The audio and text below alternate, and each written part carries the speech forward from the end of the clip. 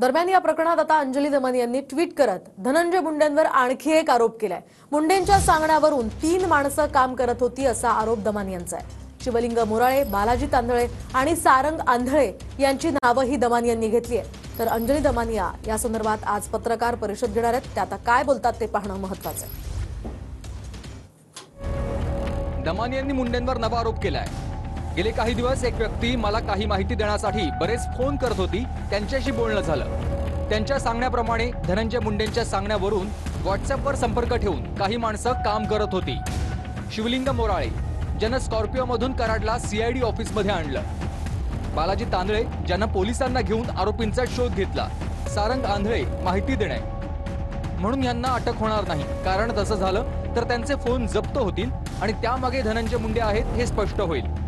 मला मिळालेली माहिती पोलिसांकडे दिली आहे, पोलिसांनी याचा तपास करावा। मी या माहितीविषयी धनंजय देशमुखांच्या साडूभाऊंशी बोलले। ते म्हणाले बालाजी तांदळेने स्वतः ही माहिती त्यांना सांगितली होती की आरोपींना शोधण्यासाठी आमच्या गाड्या फिरत होत्या, त्यांना आम्ही पकडलंय, पोलिसांनी नाही। हे कदाचित स्वतःला आणि वाल्मिक कराडला वाचवण्यासाठी या लोकांचा बळी द्यावा असं ठरलं असेल।